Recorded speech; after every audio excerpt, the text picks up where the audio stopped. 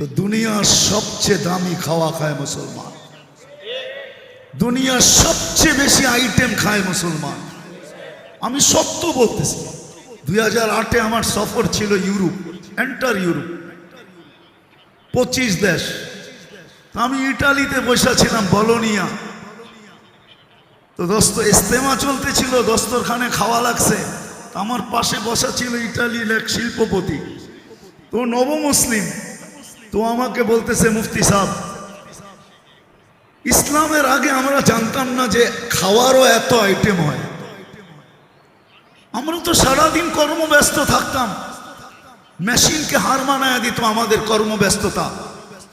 গাড়িতে চলতে চলতে হয়তো একটা ডোনেট খায় নিলাম, না হয় একটা বার্গার সার্গার, হয়তো একটা হটডগ শটডগ, হ্যাঁ একটা কাবাব সাবাব, আর লোকে একটা ড্রিঙ্কস আর একটা মদের বোতল।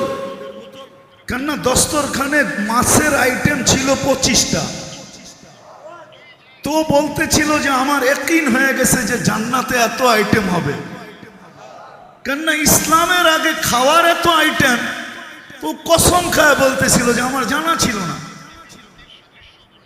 জানা ছিল না। আমি 2019-এ সময় লাগাইছি আমেরিকাতে। ইউসুফ নামে ইংল্যান্ডের এক সিঙ্গার আছে, এখন নাম ইউসুফ, আর ইংলিশ নাম বড় বিদগুটে, দাঁত ভাঙ্গা যাবে, আমি এই জন্য ওটা মুখস্থ করি নাই।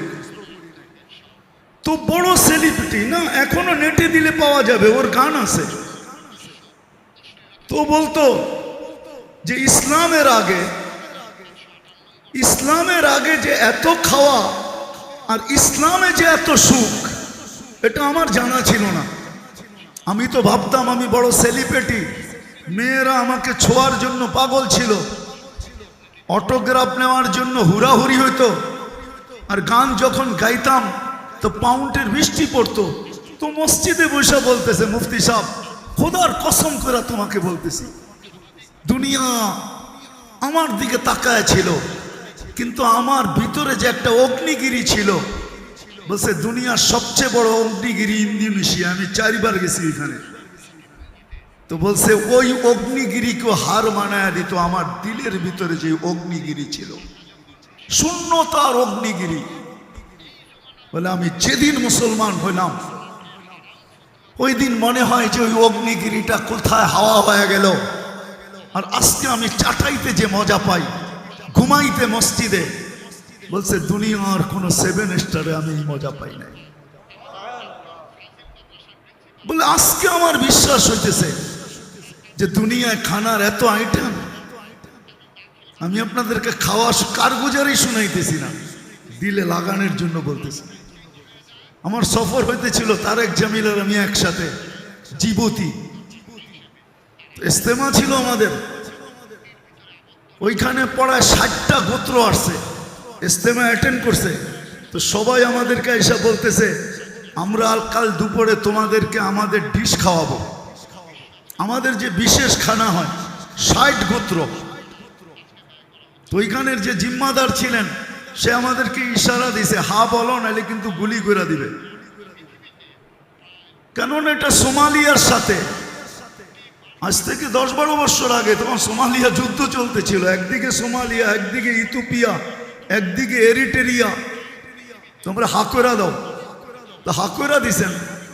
দুপুরে যখন গেছি, এরকম বড় মাঠ হবে, হলরুম, খানা রেডি করছে 60 আইটেম।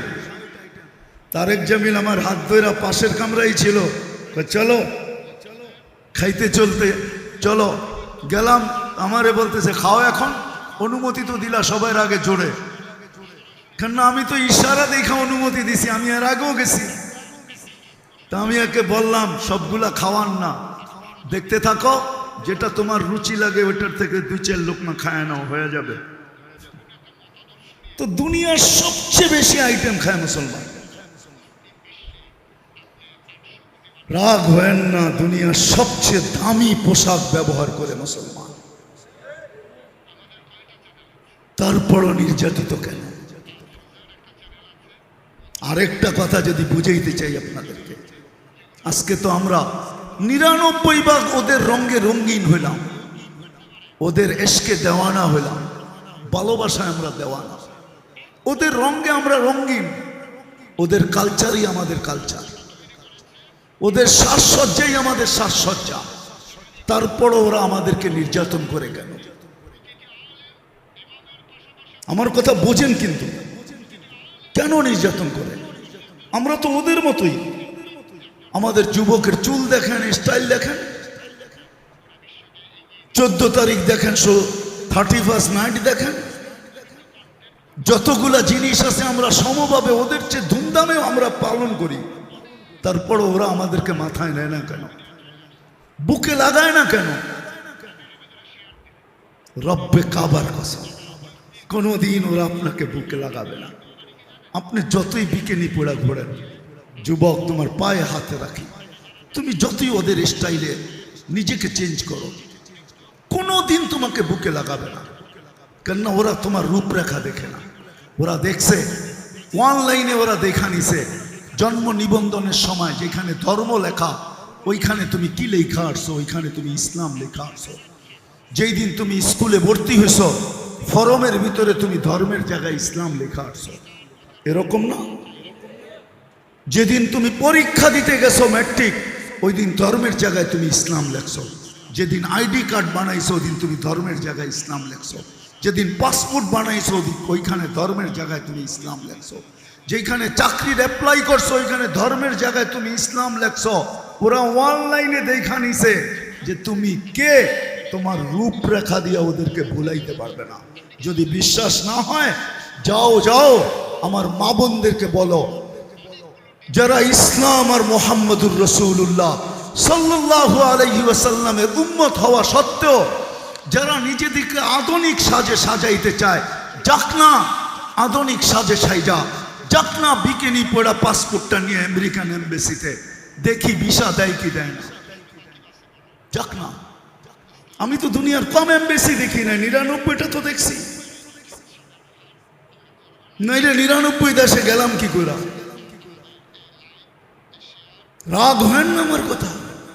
হইতে পারে এমবেসিতে ঢুকার সাথে সাথে গার্ড ধরে বাহিরও করে দিতে পারে, বলতে পারে বিকেনি তো পড়ে সি এরিয়ায়, তুই আমাদের এমবেসিতে আসলি কেন? এমবেসি তো বিকেনির জায়গা না, বিকেনি তো পড়ে সি এরিয়ায়। সৈকতে বিকেনি পড়ে, তুই এমবেসিতে কেন আসলি? হইতে পারে কার ধাক্কা দিয়া বাহিরও করে দিতে পারে। আজকে আমরা ইসলামের ইজ্জত রাখি না, উম্মত হওয়ার লাজ রাখি নাই, মুহাম্মদুর রাসূলুল্লাহর ইজ্জত রাখি নাই, খাতামুন নবীর ইজ্জত রাখি নাই। উম্মত জানি না লা ইলাহা ইল্লাল্লাহ মুহাম্মাদুর রাসূলুল্লাহ যেরকম ঈমানের অংশ, ঈমান এটাকে ঈমান বলে, খাতামুন নবীন মানা এরকমই ঈমান। 1 ইঞ্চিও কম না বেশি না। লা ইলাহা ইল্লাল্লাহ মুহাম্মাদুর রাসূলুল্লাহ যেরকম ঈমান, এটাকে ঈমান বলে, ঠিক খাতামুন নবীন এরকম ঈমান। আল্লাহ রসুলকে খাতামুন নবীন মানা। এই জন্য আমি শেষ জায়গায় চলে আসছি। আসেন আসেন, শুধু প্রতিবাদী আর চিৎকার দিলেই হবে না, ওই পর্যন্ত আল্লাহ পক্ষে হবে না, নাইলে আল্লাহ রসুল এই হাদিস কোনোদিন বলতেন না। আমি হাদিসের শেষ অংশ বলতেছি, ওলামাদেরকে কিতাবের নাম বলে দিতেছি। মুনাব্বিহাতে ইবনে হাজার, আল্লামা ইবনে হাজার আসকালানী রহমতুল্লাহ আলাইহি লেখছেন, ওটা উঠায় পড়া দেখেন, ওটার ভিতরে এক হাদিস নকল করা আছে। আল্লাহ রসুল বলছে, হুম বারিকুম মিনহুম ওয়া আনা বারিকুম মিনহুম ওয়া হুম বুরাআউ মিন্নি।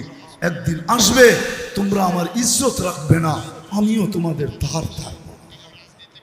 আজকে মনে হয় ওই সময়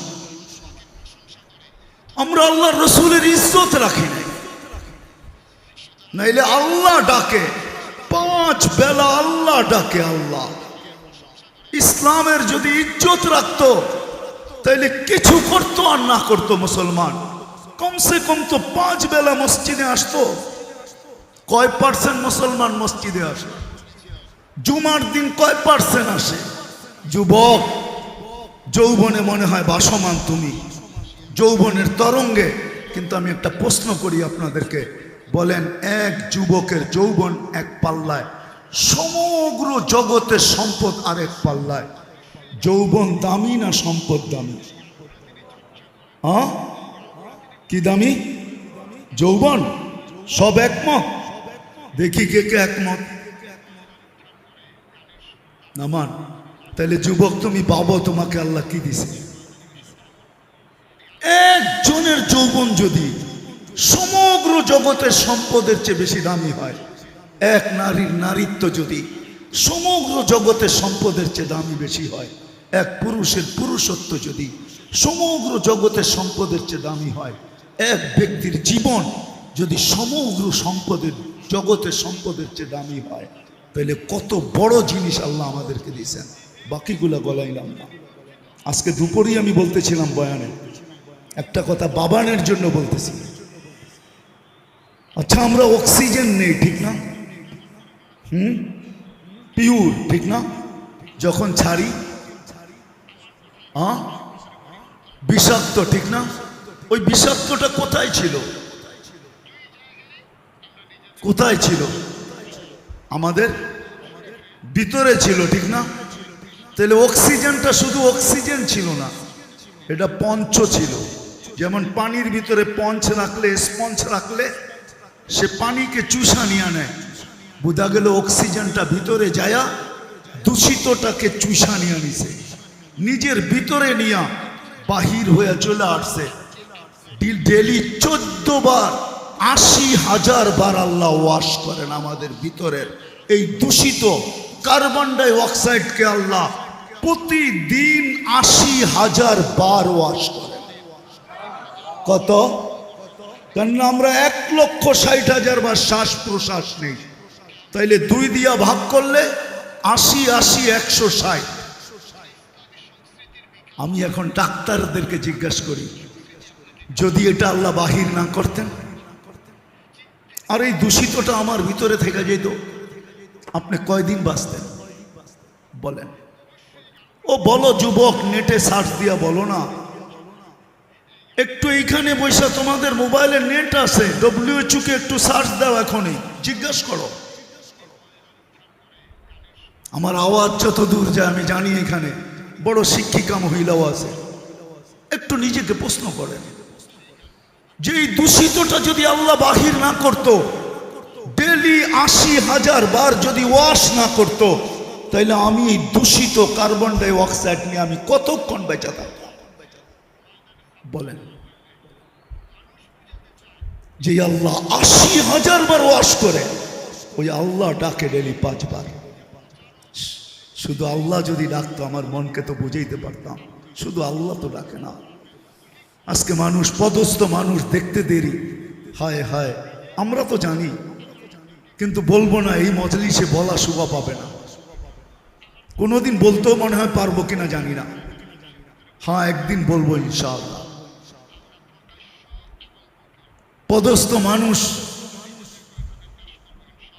পদস্থ হইতে দেরি, ধরা ছোঁয়ার বাইরে যাইতে দেরি করে না, নিজের প্রভাব দেখাইতে দেরি করে না, ঠিক না? হ্যাঁ, আর আমরা পদস্থ মানুষের সান্নিধ্যে পাইতে আমরা দ্বিধাবোধ করি না, ঠিক না? সেলফি নিতে দেরি, ফেসবুকে ছাড়তে দেরি করে না। শুধু আল্লাহ তো ডাকে না, 99 পদের মালিক আল্লাহ ডাকে।